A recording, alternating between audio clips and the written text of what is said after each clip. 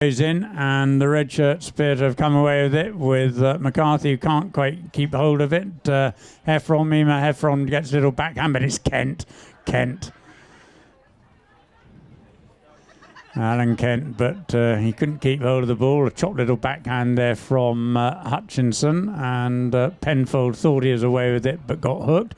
Kent on the near side stretches for that one, chops and under the neck, and tries to bring the ball back towards the centre with a big cut forehand, but unfortunately it goes out over the board. So the red shirts have to go back, and it's a quick knock in for the blue shirts, of which the whistle goes because Max Hutchinson gives the ball a huge thump, and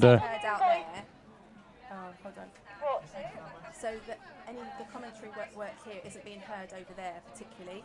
So Gareth has just asked if you could go over to the stage and just do a quick plug on the stage. Gives Armand Lepage a right old smack in the back. Anyway,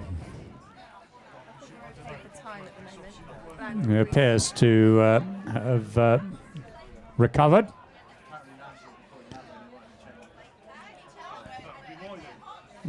They clearly make them tough here at Millfield. Captain of the current Millfield polo team. The pony played in the last chukker, by the way, is rather unique because it's got one blue eye and one brown eye. So his father told me. So there you go. Ball gets rolled in and stays in play. Heffron tries to pick it up, doesn't, but Hutchinson comes away. Mimi Heffron, I presume, is a fellow Northern Irish person. It's going up on the screens, but there's just no one promoting it. So, Hutchinson again turns the play, does very well here. Then sends the long ball for Penfold. Kent comes back, ready to stalk Penfold. There it is. He comes in, gets the near side backhand. Does enough, but quickly picked up by Hutchinson. Hutchinson looking dangerous under the neck as he popped it through. It's through. So, well played by Max Hutchinson. He just held up a little bit there, waited for the loose ball, and played a half under the neck to make the blue shirts of Aston go one ahead, 2-1. And we've nearly had 2 minutes played of the second chukker. Now, ladies and gentlemen, as you can see, this is a somewhat faster game, on top of which we've had a little more rain since the earlier game. So there will be plenty of treading in to do. So we do expect you all to go out there and do your little bit. And I'm going to do my level best to avoid mentioning a film.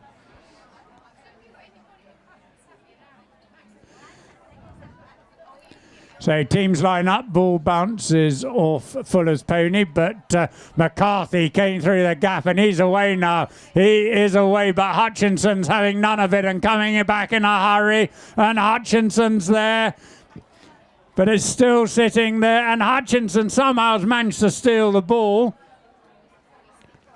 How he did that, I have no idea. McCarthy back with it.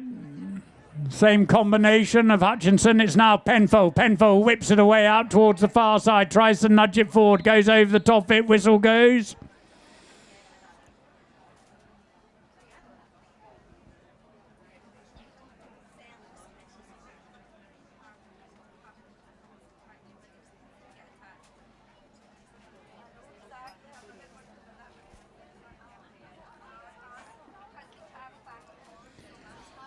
So it looks as if the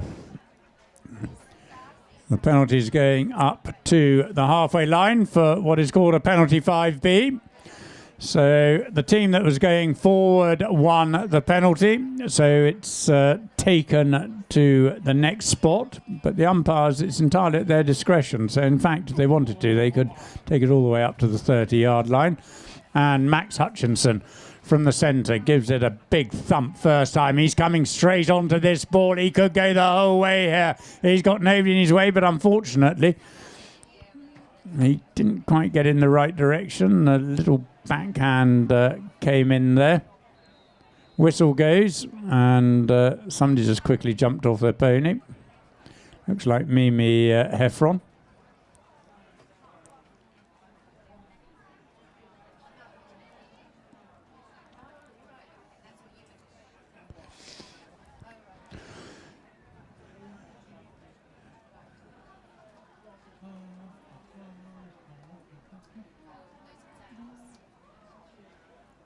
So nearly 3 minutes played of the second chukker.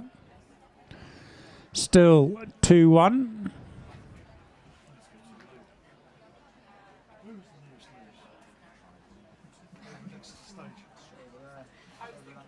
Next to the stage, yeah, on the right hand side of the stage.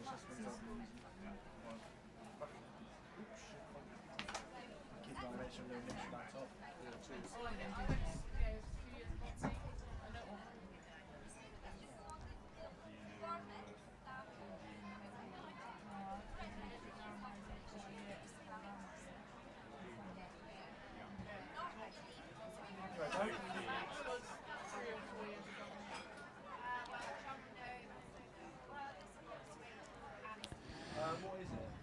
So it looks like a penalty too, and Penfold takes it, but sends the 30-yard penalty wide, pulls it a little bit. So the score remains at 2-1, and the red shirts bring the ball back in, and a huge under the neck there from Alan Kent. McCarthy, his nemesis, is there and whips in a lovely open backhand. Hutchinson picked up by Penfold. Penfold nudges the ball back towards his own. Oh, what a beautiful open chop backhand to Hutchinson there from Penfold. Bounces off a pony. Picked up now by McCarthy. James McCarthy comes away, stretches for that one. Has he not got the angle he was hoping for? No, and it's gone over the sideline. Once again by the two gazebos, and indeed the person who's trying to put some floodlights on the ground. So Penfold right down the far side, and I think it looks as if it might well have run out. And indeed it has. So it's going to be Kent. Kent with the ball. Just under 3 minutes left of this chukker, and he sends the ball down the ground with a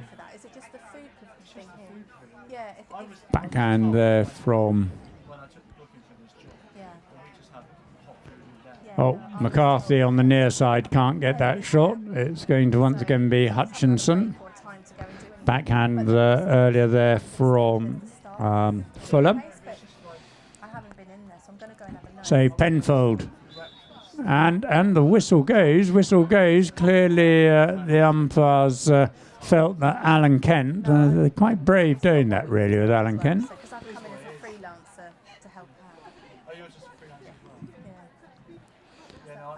Felt that he'd obviously drifted across the line and played that backhand. They felt he should have really taken it on the near side. So there's a big chance here of the blue shirts increasing their lead to 3-1 with just over 2 minutes left on the clock.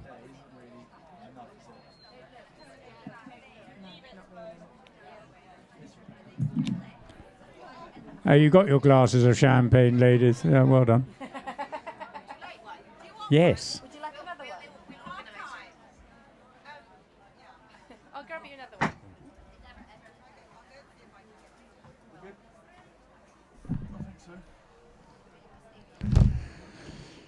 So penalty 3, 30-yard penalty, and we've got Max Hutchinson coming in at a fast walk.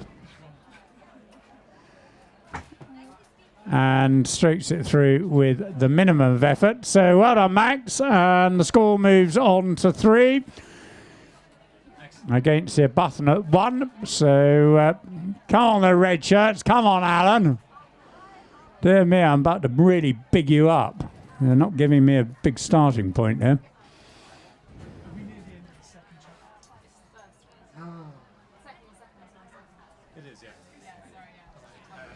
So back to the centre, ends change. Ball goes in.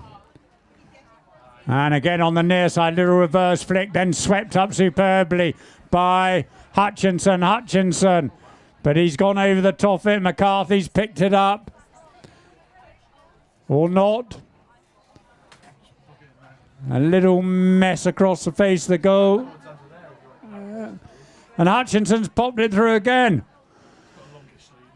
Oh dear. So Spencer, I beg your pardon, Spencer's James's father. So James clearly trying to be a little too clever with the ball. Ended up allowing Max to score yet another goal. Max, it's not all about me. You've got to let somebody else have a go. Anyway, James is off.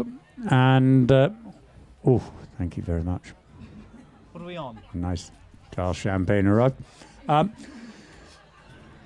37. So whistle goes as James thinks he got one over his old rival Max there.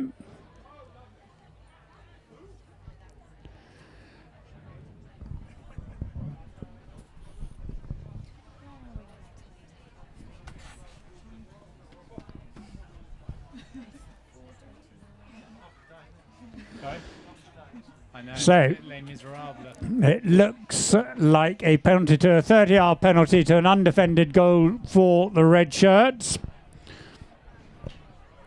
Arbuthnot, one of our main sponsors.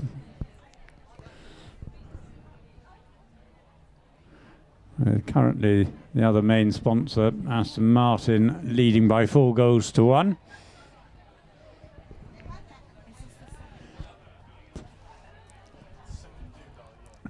So, James McCarthy.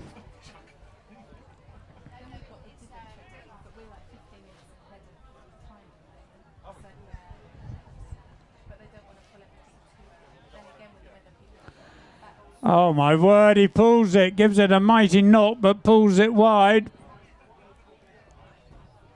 So, quickly taken by Hutchinson. Hutchinson's on a mission here today. Now you're hanging around there. Big ride off with Penfold. And McCarthy. Backhand there from Fuller. Another backhand from Gabriel. But it looks as if it's gone out of play and it's going to be a knock to the red shirts. And Allen with the ball having clearly gone over the line. We are now in the last few seconds before the first whistle.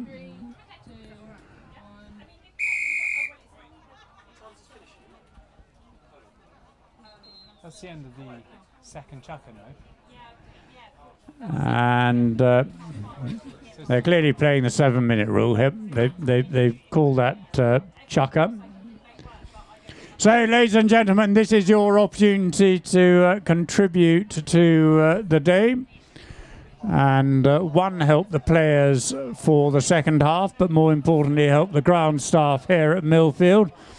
They've done a wonderful job presenting this ground. So if we could have you all out there treading in.